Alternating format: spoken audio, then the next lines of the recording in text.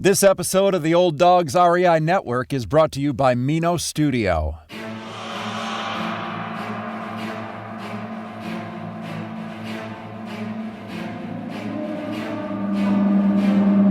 In a world where jobs are how most people make money, one man, one desire, one challenge dares to break the mold. Welcome to the Old Dogs REI Network, where we don't work for money. Money works for us. Coming soon. Viewer discretion advised.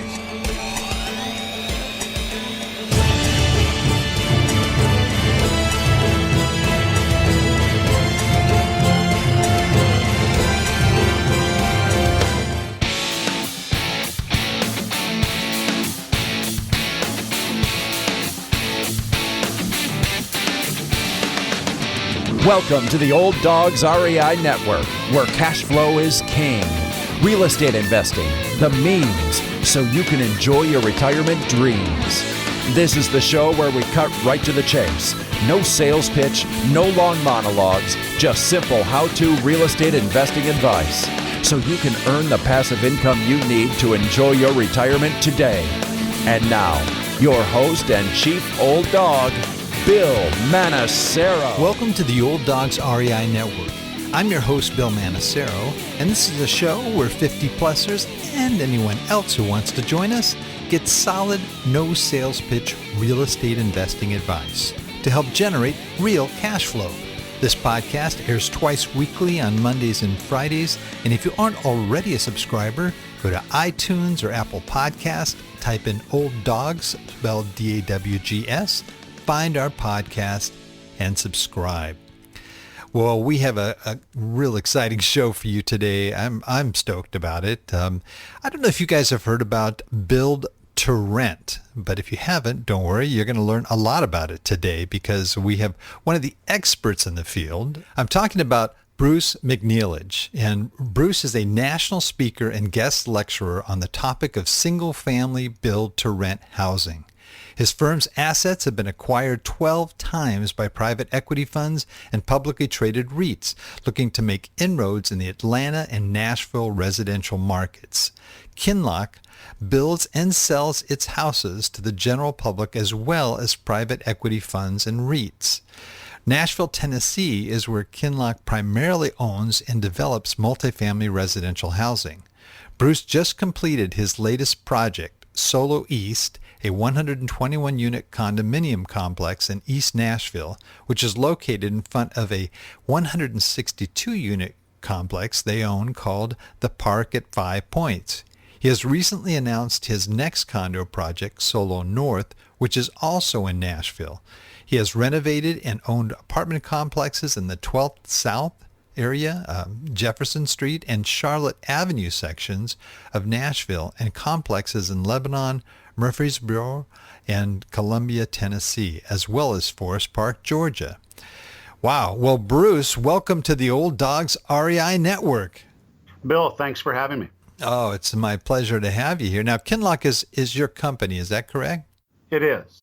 You are doing some amazing stuff in this very hot area called Build to Rent. Before we get into that, and hopefully we'll do that just momentarily, I would like to just get a little bit of information on you. Our listeners like to know about our speakers and their backgrounds and, kind of where you came from and how you got into this world of real estate here. Sure. So I was a financial advisor working with, just clientele, individuals and families, and did that for about 24 years. And about halfway through my career as a financial advisor, I started investing in single-family residential houses. And shortly thereafter, we started building and buying and doing all sorts of things with single-family residential houses. And I started doing that in 2005. In Spring Hill, Tennessee. We're still building houses in Spring Hill, and we've grown the company to be in 4 states. And so I started in '05, brought my partner Chris Zacharian in 2010, and we've been going strong ever since. And originally I did it to, I guess, balance and diversify my own portfolio. And finally, the real estate business took off so much I had to sell my practice just to concentrate on the real estate company. Wow. Well, that's a real departure from financial planning. What was the appeal on the real estate side, or that drew you in there? Well, I think I was looking for an alternative investment that really didn't go up and down each day with the market, and it gave me the opportunity to control my assets, touch them and feel them, and be more in control of what the value would be in the future. Now, real estate can be the easiest thing to buy and the toughest thing to sell if you need to get out of it. But for a long-term appreciating asset, along with some cash flow, some tax advantages, it's really a tremendous way to invest your money, and you really don't need a lot of money to get started in the residential real estate investment world. But, it seems like it would have been easier almost just to buy into a REIT or something like that, or maybe even a syndication. But you went a little bit further than that. Yeah, we have our own business. In essence, it's our own private fund. We don't have investors. Up until this point, we've not taken any money from investors. But no, we've set up our own business to build purpose-built houses and now subdivisions for the use of rental houses by our tenants, and it's going really well. People rent a house, it was built for that purpose. We're not buying or renovating or flipping houses. These houses are built specifically to be rental houses in the areas that we are building them in. Yeah, this is what I want. One more question before I really dig into the definition of build to rent is, now does your partner know more on the sort of the ground up construction part of things? Because you didn't have that background when you got started, right? Yeah, no, he's more of the financial person. I'm more of the boots on the ground, dealing with builders or contractors, picking the markets that we go into, putting the deals together, the banking, things like that, and then putting the leasing team together. He handles the financial side of it, whether dealing with banks or taxes or all sorts of things financial that I really don't involve myself in. And it's an interesting story. He joined me in 2010 after I had been in the business and started in 2005. And we actually met in kindergarten. And we met at Kinloch Elementary School. And so we chose the name Kinloch Partners back in 2010. And so we've known each other almost 50 years now. Wow, that's amazing. So you jumped in, and did you just start? You just started building one house and to rent, or did you jump full on? We're going to build 50 houses. I mean, how did you kind of start that process? I think the answer would be yes to both of those things. We jumped in. We started buying at a discount, building on a small basis, and also doing joint ventures with builders.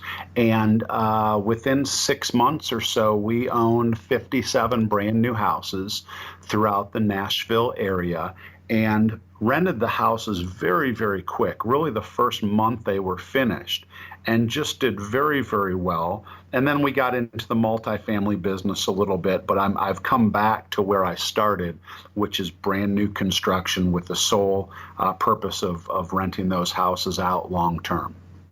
Now, this is a unique concept. In one way, it's unique. In another way, it's just like apartment buildings, right? They build apartment buildings to rent. And but you're building single family homes and condos, and so it seems really unique to me in that it seems like you'd make more money if you built something and sold it, as opposed to building something and then you're building a cash flow, obviously a strong cash flow there, but over time it would, I imagine, pay for itself. But it's a different approach as opposed to just building housing developments and selling. Sure. Yeah. I mean, you build a house or you build a subdivision and sell them, you're on to your next project, and certainly you've made some money.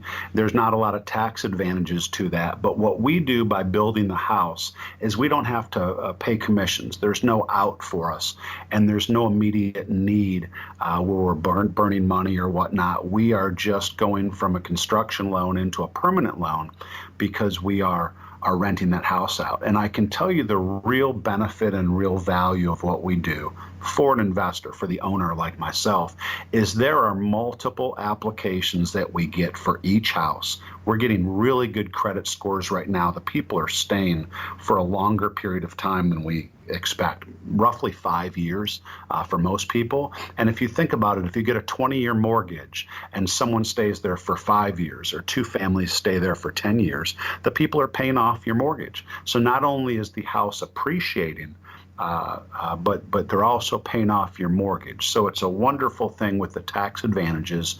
People are paying down your note. Every year you own more and more of that house. And even if it doesn't appreciate, you're going to have an asset that's fully paid for, or a majority of that mortgage is paid for. And that's just accretive to your bottom line.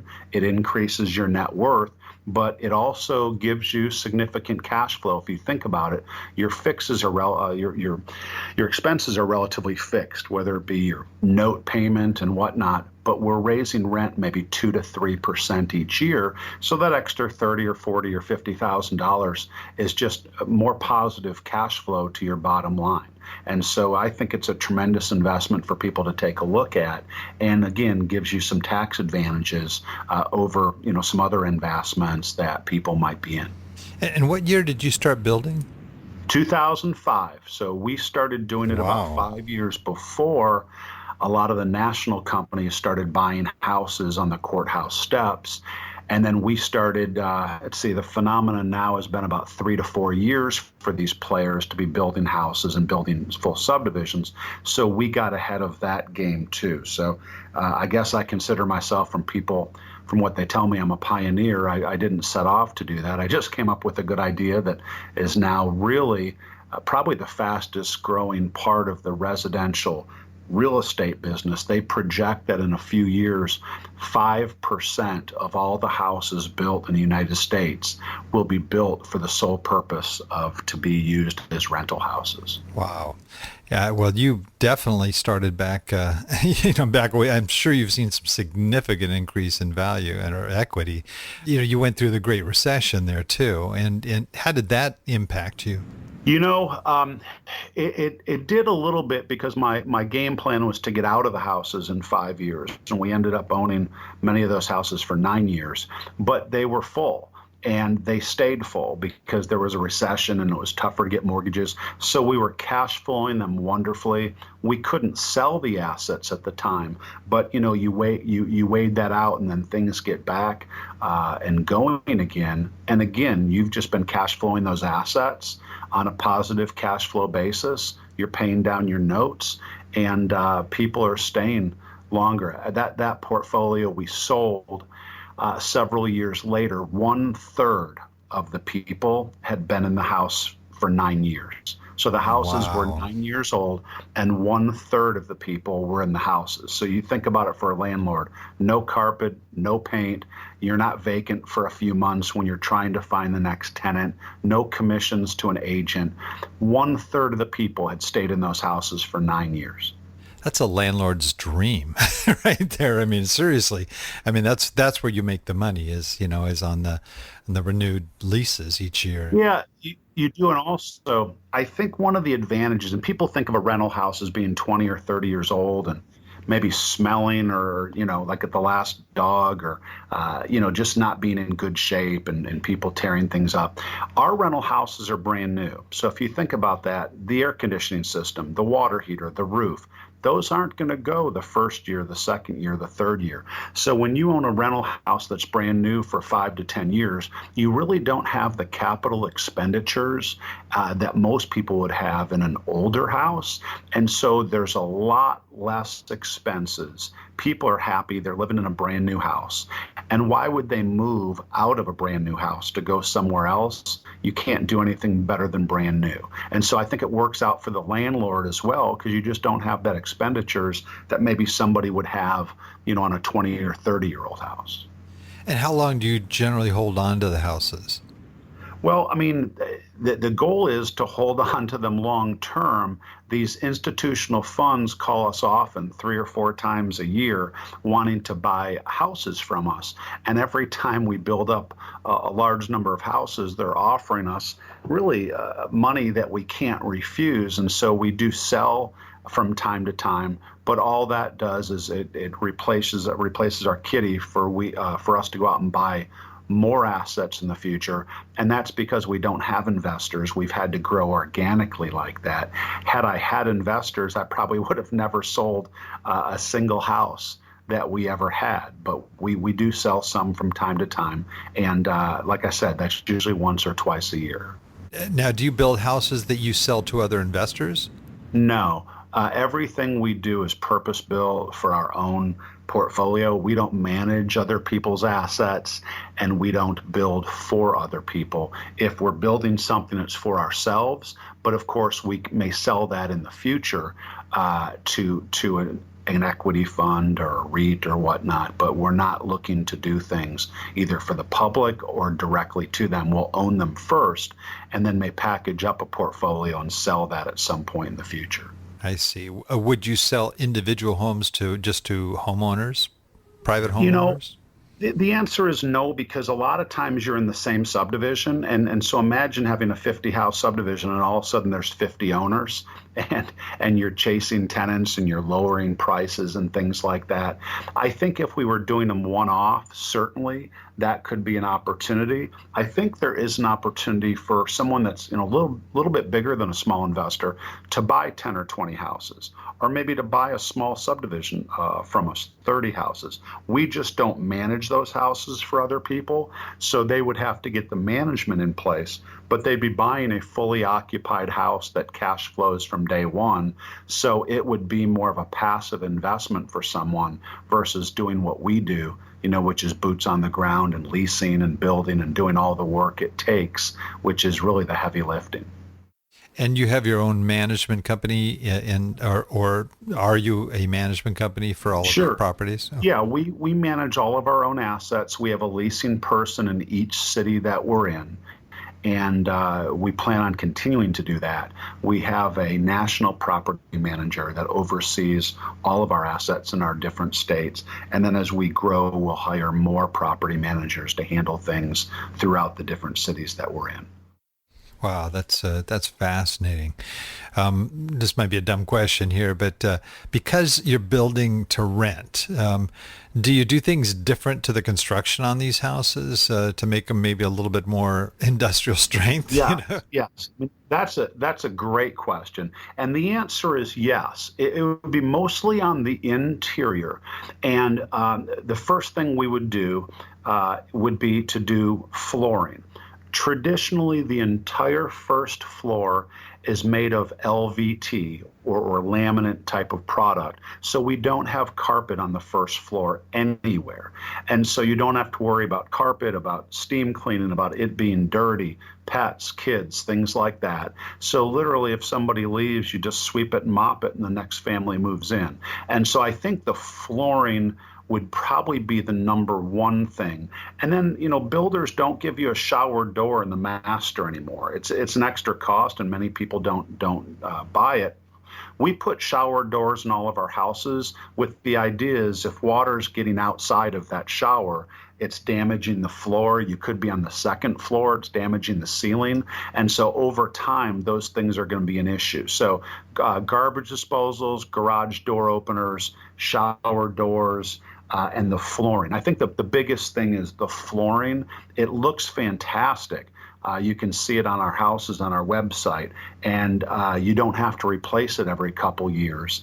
And that's a tremendous advantage, and people love it. People don't like carpet. They like this type of flooring.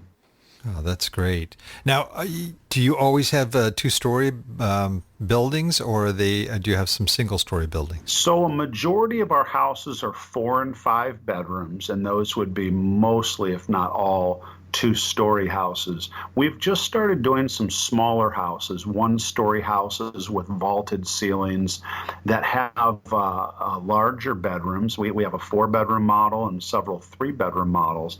And so it works out really well for a family or people with young children that all want to be on the first floor. So yes, we've started going to some 1 and 1.5 story houses, I call them, when it's a first floor house and then you have a bonus room or a bedroom over the garage. I call that a 1.5 story house, or you have the traditional 2-story houses as well. But yeah, we're really rounding out our product to have 1 and 2-story houses, primarily with 4 and 5 bedrooms.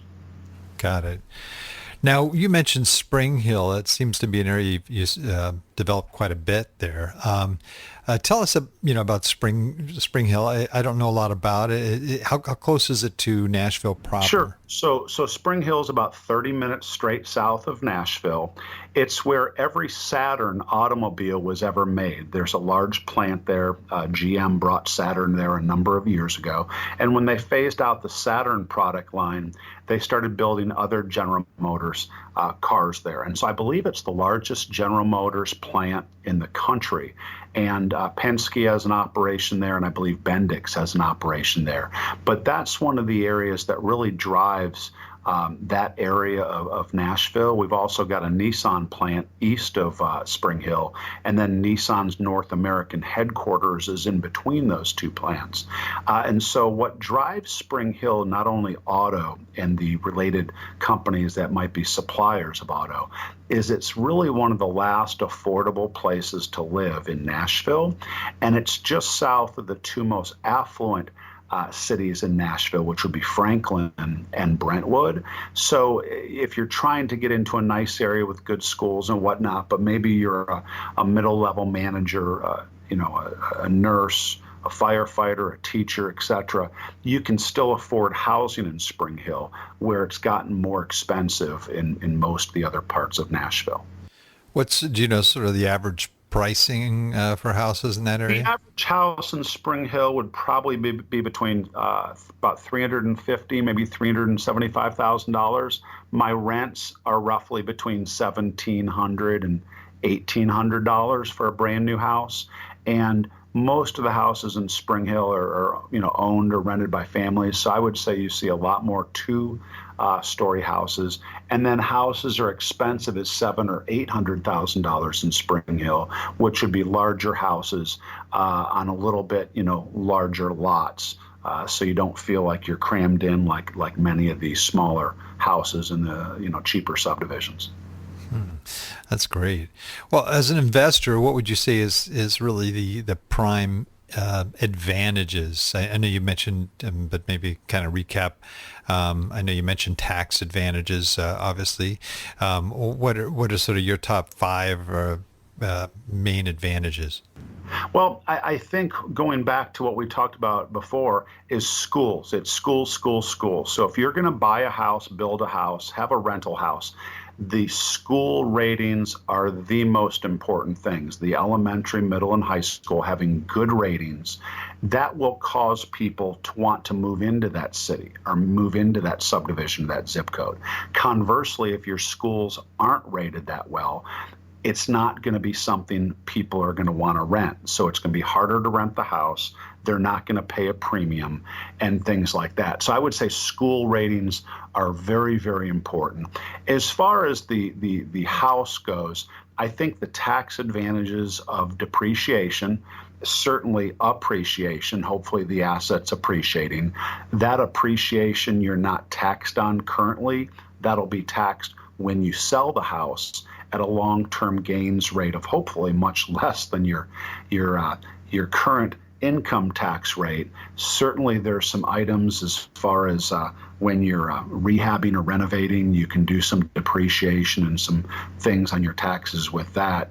But I think one of the biggest things is you're not paying taxes as people are paying off your mortgage but you're able to also deduct your mortgage expense because, again, it's another expense of owning that asset. And so I think it gives people some real advantages. You don't have to start off large. You can do one house. You can renovate one, you can flip one, or you can buy a new one from a builder, maybe at a discount. Many builders are willing to sell an investor one house here or there, and that would also be a good way to get started as well. That's interesting. I didn't know that. That's great. When you jumped into this, it sounded like you jumped in, and I imagine in this process you've refined and you've gotten, more systematic and just kind of honed things down to make them a lot more profitable, as well as to make the process easier. What would you say maybe some of those early mistakes that you made that you learned from and corrected things so that you could move forward and help your business to grow? I think the most important thing on any rental house is the decision on which tenant that you choose. It doesn't make a difference if it has tan carpet or gray walls or stainless steel appliances or black appliances. What makes a difference is who you choose, because they are in essence going to be the person that makes the payments, which will create your profits and your positive cash flow. If you pick the wrong tenant, it's not going to be a good experience for you, because there's either going to be an economic vacancy, which means they're not paying rent, or there's going to be a physical vacancy. They're tougher on houses and things. If you do a good job picking your tenant, that's really where you're going to make the profits. So we did probably not as deep of a dive into people's histories back then. We now have a very simple formula. Within an hour or two, we know with a criminal background. We know if there's any different things like lawsuits, garnishments, evictions. All those things can be checked, and we can have a report within an hour or two, and that makes us much more efficient on the bottom line. Also, I wasn't set up on the computers for billing and payments and rent and whatnot. Now we have a portal where you literally go in and pay your monthly rent. If there is an item that you need repair or maintenance, you shoot us an email through the portal. It's automatically dispatched to us, and then that is signed off on when the job is done. So again, you have a formal written confirmation that the work is done. It also is an eviction portal that writes a letter saying the person's going to be evicted. You can do new applications. It processes the new applications. So really it's user friendly, and everything is done through that portal and through that program. And it's just a wonderful, wonderful way to not only manage your assets, but help prepare reports and things that you'll need at tax time. And it's just a very efficient way. And truthfully, I guess it was also 15 years ago, you didn't have the same type of software and the same type of programs you do now. And for a nominal amount of money, you can set that up. And that's really a terrific type of program to have. And I would say that's probably the most important thing. Tenant selection, being really, really picky on tenant selection, and then doing a good job with accounting and a pay system where people are paying through ACH or electronically, so you're not chasing down checks. Checks aren't getting lost in the mail, things like that. Do you do inspections on your renters? We do. We do an inspection once a year for maintenance. We're checking AC filters, things like that. We want to see how the house is being kept and things like that. We may go into a house if there's any issues or if something's breaking down more than it should. But traditionally, it's a 1-year service call where we're checking on things. Also, we're religious about doing inspections for landscaping. You can put in brand new sod, brand new bushes, brand new trees. It's amazing what some of these houses look like a year later. So we're very, very stern on fertilization, watering, taking care of items, making the house look like it's their own. And if it isn't, we will write up a violation if they don't correct things things. We will do the work for them and bill them.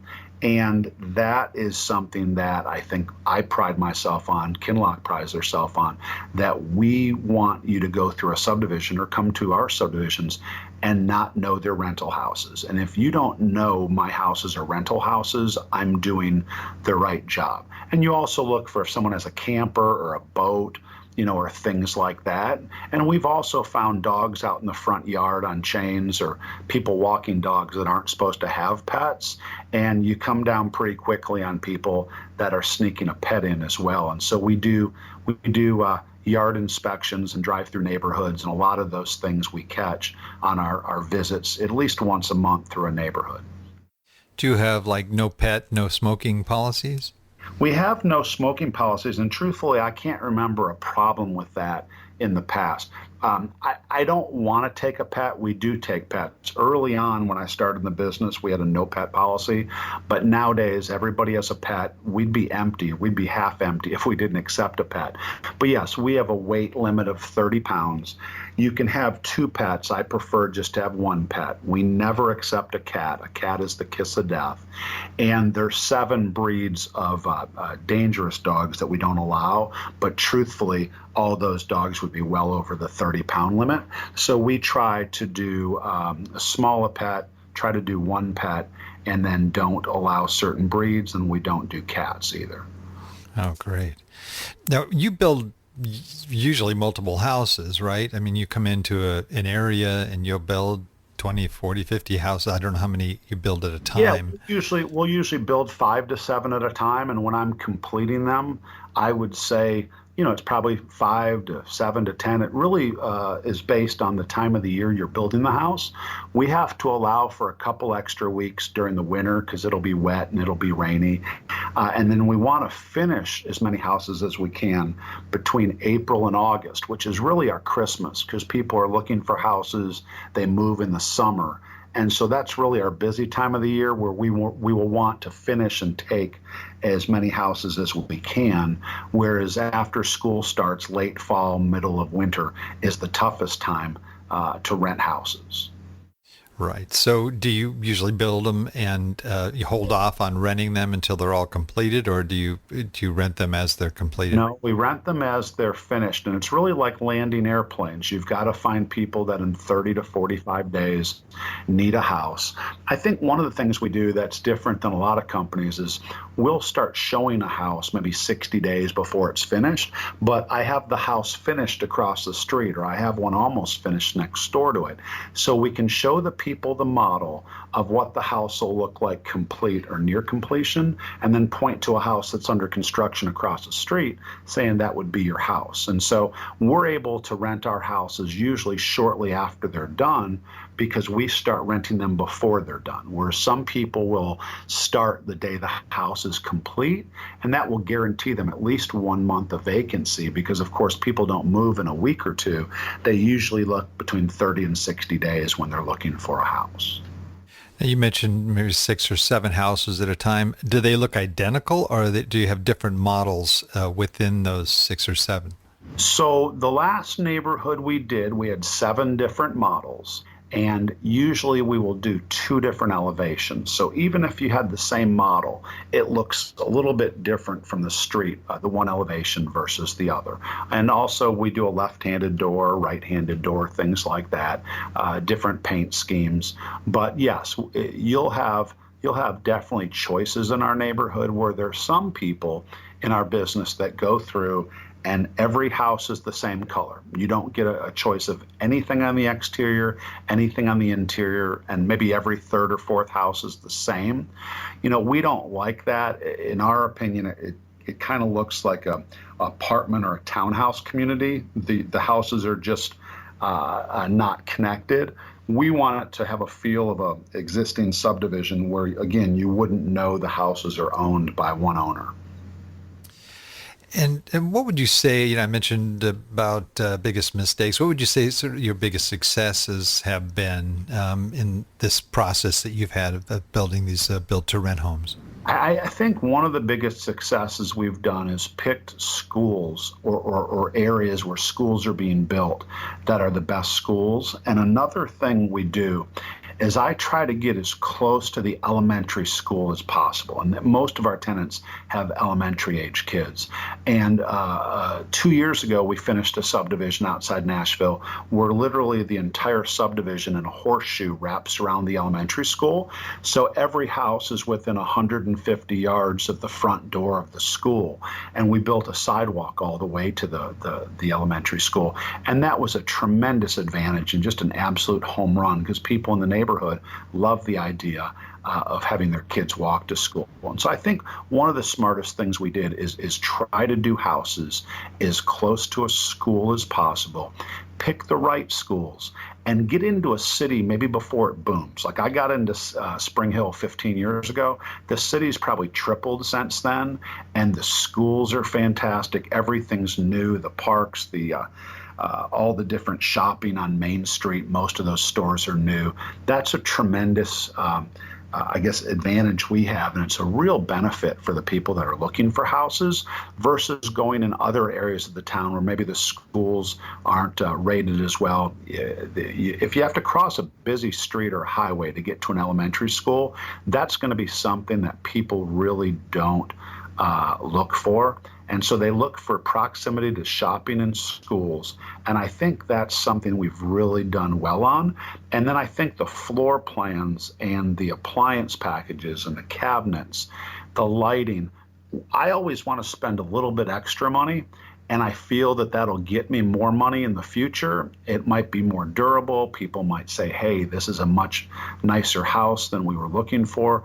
And so I think I've always spent a little bit more on the inside of the house. And I always get that, get higher rents and returns. And so the money I put into a house, I usually make a nice return on that extra money. And it's accretive to my bottom line.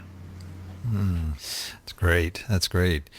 Well, as an investor, one of the things that I know people that buy single family homes is they try to find communities where there's a good mixture of home ownership and rentals. Yeah. And in this kind of situation, you've got obviously a bunch of houses all together that are all rentals. And I think the idea is for, investors is, well, you've got to have people that have pride of ownership. Yeah. And what do you see that dynamic in these homes or in these areas? Does that affect the area? Sure it does. So yes, our purpose-built subdivisions, you don't have any those type of people, meaning they're renters, because people will say, I don't want to live in a neighborhood with those type of people. Well, I was one of those type of people after college. I rented. I think most people did. And so I always tell people there shouldn't be a stigma with somebody renting because they may move from out of town, their house up north maybe didn't sell. And a lot of people want to test drive an area thinking, gee, I want to make sure my job's good. We like the area of town. And so they rent. And so I think one of the misnomers we have to get around in these neighborhoods is renters are bad, or rental houses will affect the pricing in the neighborhoods or whatnot. And I think having meetings, I think talking to the boards of homeowners associations, and also making sure that the grass is cut and things are kept up and things, I really think that helps a homeowners association or people that live in the neighborhood from looking down or not wanting rentals. Now, most homeowners associations will limit rentals, usually 25% or 50%, but a lot of them really don't have a mechanism of counting those numbers. How do you count, whatnot?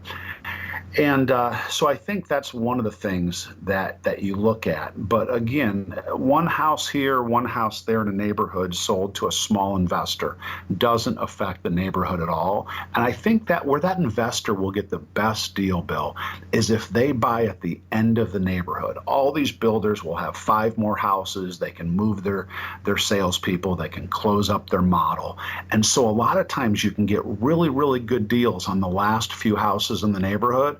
And they don't care if you're a renter or owner or whatnot. So if I was looking to get into a brand new house, just buy 1 or 2, I would look for a builder that's looking to close out a subdivision, give some credits, closing credits, give a discount. And I think that's a great way to get into owning a brand new rental house, is finding and contacting a builder that's looking to close out a subdivision. Interesting. Great tip. That's interesting.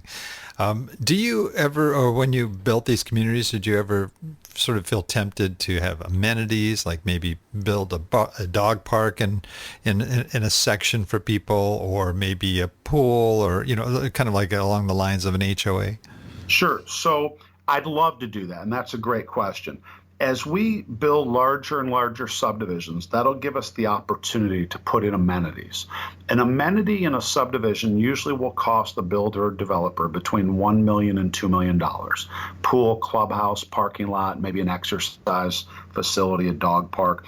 And so our subdivisions are not large enough to do that. However, we build them close to schools that have playgrounds, or we build them close to municipal parks and things. Again, a lot of our houses are within walking distance. But yes, there are people in our business that are highly amenitizing subdivisions, but they have a 200 house, 300 house subdivision. So I think the answer is a great one. I would love to. Our size of communities do not allow us financially to do that. But again, we try to get towards schools or parks or playgrounds. And so it's almost like an amenity in and of itself. But it does help when you're renting houses to be in a neighborhood with amenities.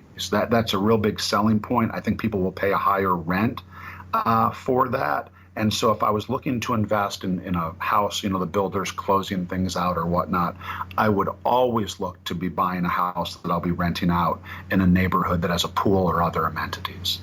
Got it. Well, our audience are primarily folks 50 years of age and older. They're either approaching retirement or already in retirement.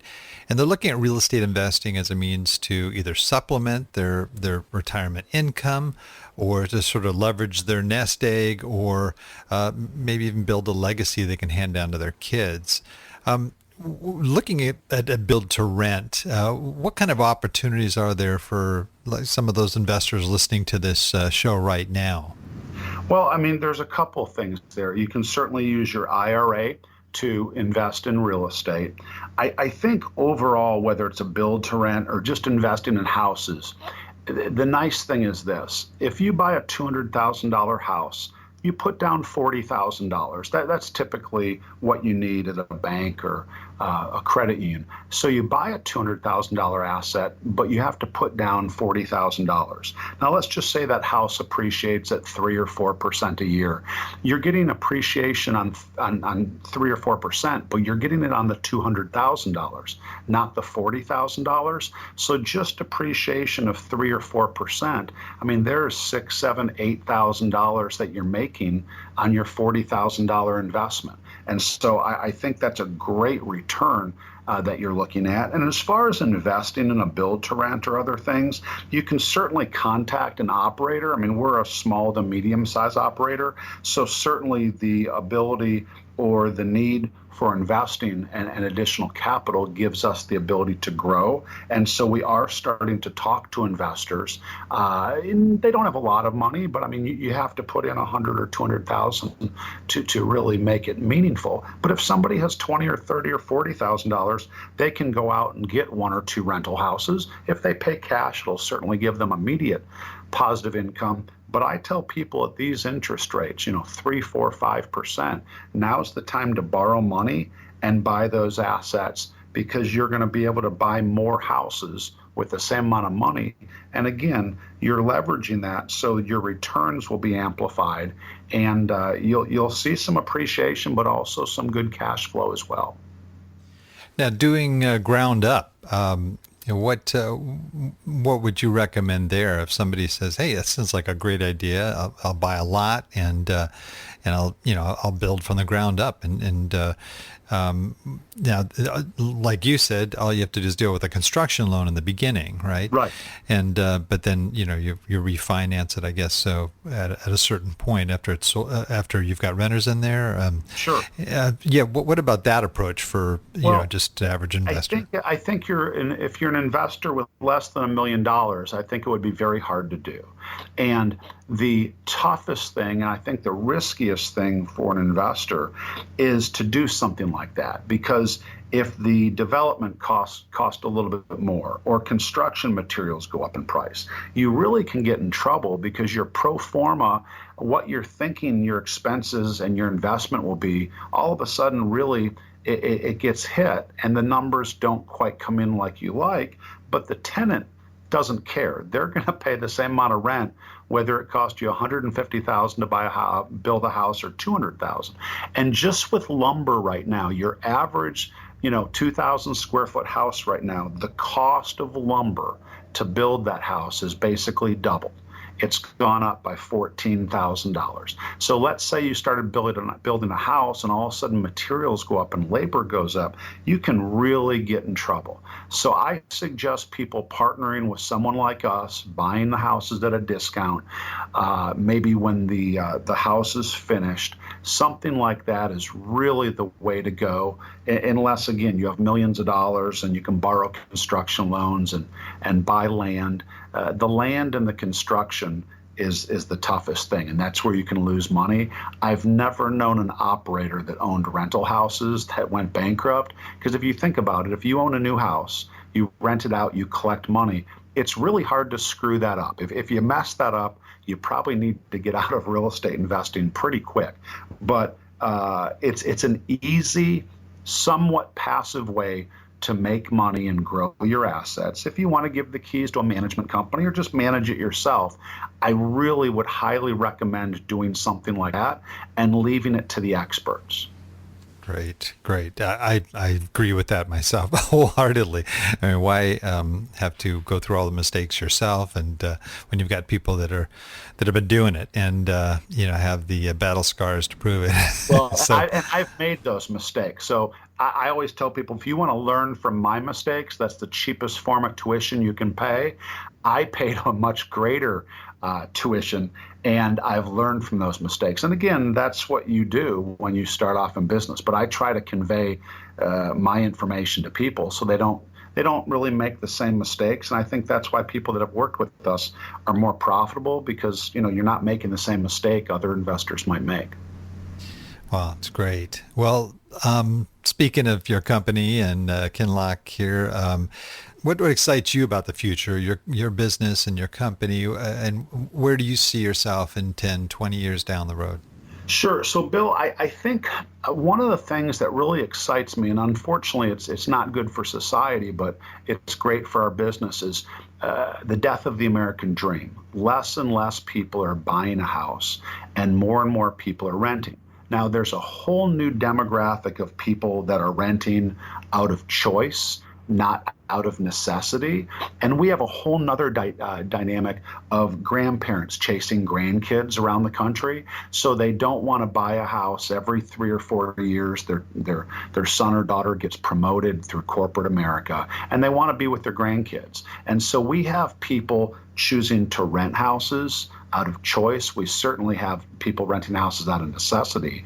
And you have this whole new demographic of retirees that are just resigned to renting for the rest of their lives. So our pool is growing. The pool in which we have to choose from and the pool in which need our houses, quite frankly, is growing at a greater pace than we can build houses. And so I think what's nice for us is the need for affordable houses, rental houses, is just really growing at a much greater rate than you can build the houses. And so again, it's supply and demand. If you have the houses, and they're affordable houses, $200,000 to $300,000 houses, they're going to go up in value just tremendously, because you just won't be able to get that price housing in the future, and certainly the rents are going to go up. But the number of people fighting for that house to rent that, I think, will really keep growing as people need more housing. And so I really feel we're in the catbird seat. We have something that people need. We're getting much higher credit scores than we've ever gotten, which is great for us. There's less risk, and we're keeping the assets longer. I mean, for me, I'd like to own as many houses as I can, and truthfully, I'm having fun. I mean, for me, this isn't work. I'm helping people with housing. People are friendly. They're happy to have a brand new asset. So, I don't ever see myself retiring. I see myself needing money and wanting to cash flow properties. But I mean, this is fun. It's what I do. And I don't ever see myself retiring. That sounds like you got a winning business here to me. You're in Tennessee and Georgia right now, is that correct? Yeah, I am. I have homes outside of Nashville and outside of Atlanta. That's where we do most of our business. And my family's in Nashville. But we've also aggressively expanded into South Carolina. We're in the Greenville and also Columbia MSAs, and have really built a nice business in those cities. And housing is incredibly inexpensive, much less than Atlanta or Nashville. And so I see a lot of people moving to that state. We also have some holdings in Raleigh, but for the most part, we're spread throughout South Carolina, the Atlanta area, and also in Nashville. Got it. Great. Well, we have the time has just zipped by. It's just terrible because I have like 50 more questions for you. I'm going to probably have me back. I am going to have you back. I am serious about that too, because this is a hot topic, and there's a lot of, there's a lot to learn and a lot to know. But you've been really, really helpful, and it's been fantastic. We have a session here we call Wrap It Up, which is where I ask you a series of quick questions so you can share resources that have been valuable to you, so our listeners might benefit. So if you are ready, we can go ahead and wrap it up. Absolutely. All right. Favorite real estate book? My favorite real estate book, I would say it was something probably written by Donald Trump, and also The Millionaire Next Door by Dr. Thomas Stanley is an excellent book, and it talks about the mindset of a millionaire and what makes a millionaire and who a millionaire is. And I think that helped me tremendously to identify not only what millionaires do, but probably how to become a millionaire myself. Oh, that's great. Great books. Yeah. Art of the Deal is exactly one of my favorites. Yeah. I bought it in college, and it changed my life. Yeah, that's awesome. How about just a general business book that's been of value to you? I've read a lot of different autobiographies about Dave Thomas from Wendy's and other people. I've really studied those people, read about them, learned about their mistakes. And so I would just say books about the people that I respect in business, and try to learn from those people, but people that have been inspirational in all walks of business is what I like to read. I do not read fiction. I really only like to read nonfiction, and I like reading biographies or autobiographies. That's great. How about most valuable website for success? My website. Well, other than your own. Right. Mine is kinlochpartners.net. It's KINLOCH partners.net. The one I like is Bigger Pockets. Bigger Pockets is a great website where you can learn a lot of things. Think Realty is an excellent site for small investors. So you can go to Think Realty and Google them. I write a monthly column for Think Realty, but there are some great articles and things I think people can learn for that, and it's geared towards the smaller investor. That's great. I've never heard of that one. I learned something new here. Awesome. Do you have a favorite app at all? I'm trying to think of a favorite app. It's probably my calculator. I use my calculator. I'll use a mortgage payment calculator. Those are things I will use. I don't think an app is something that I use day to day, other than just my calculator and a mortgage calculator.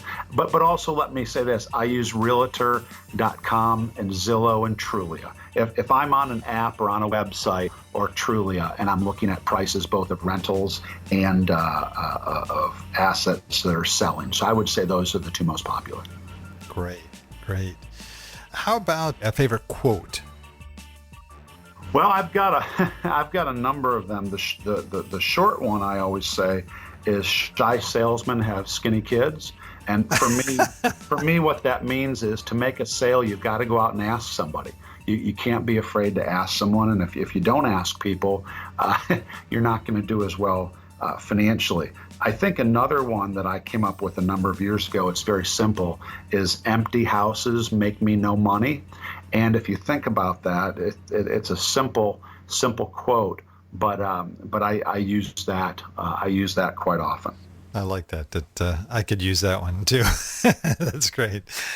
A final question here. If you lost absolutely everything, all your assets, and knowing what you currently know, and all you had was $1,000 in cash, what would you do with that $1,000 to restart your real estate investing business? I would use it to go look for someone like me or wealthier or older that wanted to invest in real estate and didn't want to get their hands dirty.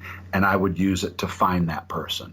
And I would tell them about my credentials, what I've done in the future, but I would probably take a number of people out to lunch, ask for referrals, and get in front of people that have money and make my presentation. So I think it's networking, and I would use that last $1,000 to position myself in front of people that I could potentially do business with that would be investors. Great response. Wow. Well, I'm sure there's a lot of people listening that want to learn more about you, about your business, and about build to rent in general. So I know you mentioned your website. What's the best way for folks to find out more about you and your company? Sure. So my website is kinlochpartners.net. It's KINLCH partners.net. You can and there's articles on there, a lot of different things. Also, you can just Google my name. We've been in the Wall Street Journal. We write for Think Magazine and also for Forbes.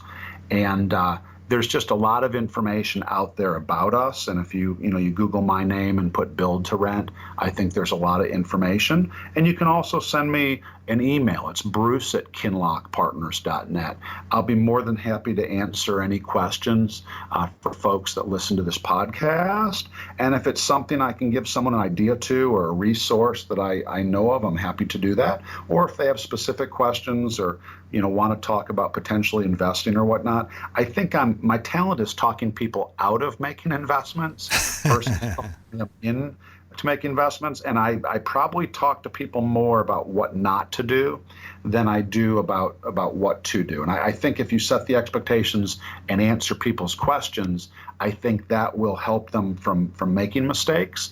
And I think the way you do that is you talk to people in the industry that you want to invest in. But again, I'm more than happy to take an email or shoot me anything through my website, and you'll learn more about what we do. And again, I'm more than happy to talk to anybody and give them any information I can.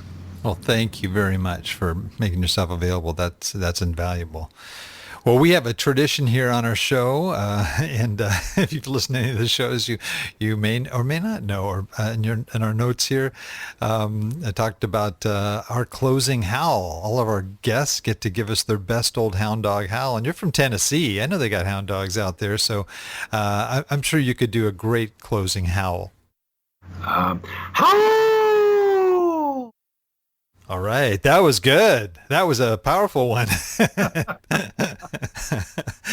Well, thank you so much, Bruce, for being on. We really appreciate it. And I am definitely going to have you back on. Bill, thank you so much. I appreciate it. Oh, it's been my pleasure. And I also want to thank all our old dog listeners out there, too, for joining us. I know there's a lot of other things you could be doing right now, but the fact that you've taken the time to join us means a lot, and we really appreciate it. Please note, everything that Bruce talked about today, including links, can be accessed in our detailed show notes on the Old Dogs website at olddogsreinetwork.com/blog. You're going to look for the episode on Build to Rent with Bruce McNeilage. Well, that's the show for today. Remember, cash flow is king and real estate investing the means. Until next time, keep moving forward, and may God bless. Thank you very much for visiting the Old Dogs REI Network. We would greatly appreciate if you would stop by iTunes and let us know what you think of the show. We would love if you could subscribe to the podcast, give us a 5-star rating, and write a review. The more ratings and reviews we receive, the more visible the podcast will be to others. Thank you.